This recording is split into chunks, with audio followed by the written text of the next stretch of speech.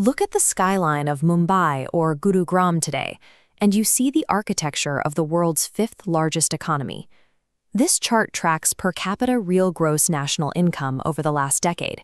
It shows an unbroken upward trajectory, confirming a massive expansion in aggregate wealth.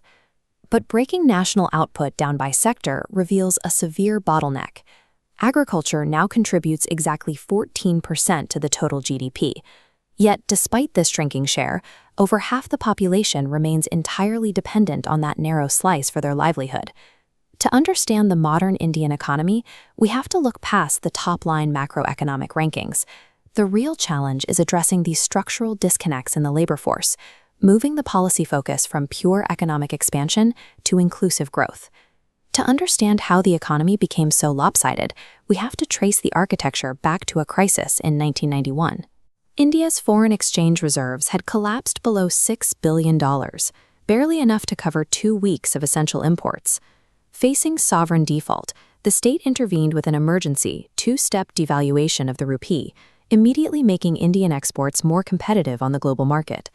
They followed this by dismantling the license Raj, a rigid, multi-layered system of state quotas and industrial approvals. This opened the domestic market to global trade and foreign investment. The sector equipped to capitalize rapidly on this open market was services. Banking, information technology, and business process outsourcing surged. Today, they drive 60% of India's total economic output. The 1991 reforms stabilized the macroeconomy and generated immense wealth. However, they built a high-tech engine that simply lacked the capacity to absorb the vast, low-skill agricultural workforce left behind in the fields. This dynamic creates a severe labor trap.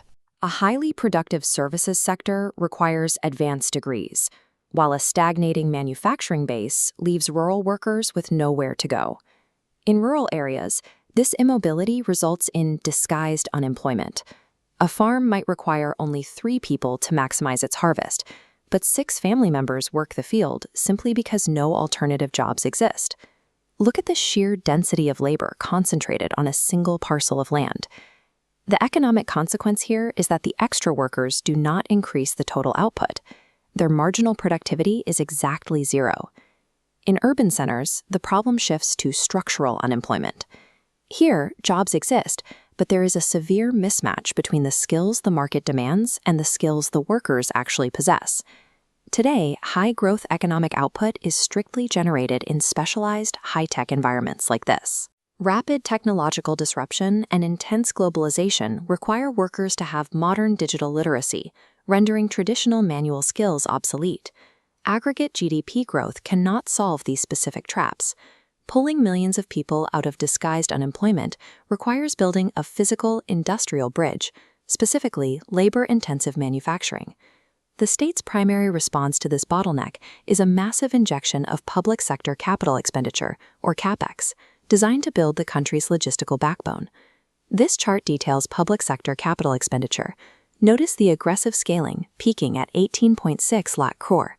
The logic is to crowd in private investment. By funding logistics, the government lowers business costs for private manufacturers. The critical transmission mechanism for this strategy is the MSME sector, micro, small, and medium enterprises. They are the primary shock absorbers for the workforce outside of agriculture. These smaller businesses currently contribute 30% of India's gross value added and handle an impressive 44% of the country's total exports. Crucially, they operate in labor-intensive fields like textiles. They have the physical capacity to absorb rural workers and provide on-the-job upskilling. By aggressively funding infrastructure, the state aims to scale MSMEs, effectively engineering a non-farm labor market to break the rural employment trap. Yet, even with record public capital expenditure and rising national income, absolute poverty persists stubbornly at the bottom of the demographic pyramid. Look at this chart tracking the gross non-performing assets of commercial banks. It shows a steady multi-year decline, proving that institutional risk in the banking sector has been successfully stabilized. But human vulnerability remains high. According to the National Multidimensional Poverty Index, 25.01% of the population still lacks basic developmental standards. This reality forces a redefinition of success. Policy must focus on inclusive growth, a framework requiring non-discriminatory economic participation and the active reduction of regional disparities. It treats poverty, healthcare delivery, education, and employment generation not as isolated line items, but as deeply interconnected variables. A failure in one node drags down the entire system. Aggregate income figures obscure the reality on the ground. True development requires solving multiple axes of disparity simultaneously.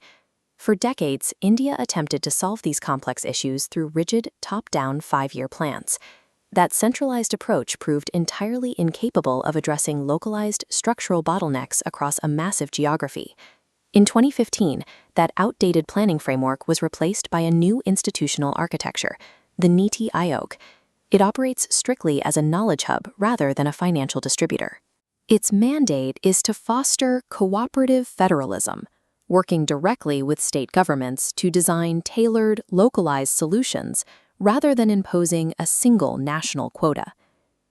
A high GDP ranking proves the capacity to generate wealth, but translating that wealth into broad-based development depends on this cooperative model and its ability to finally absorb a massive, trapped population into the formal economy.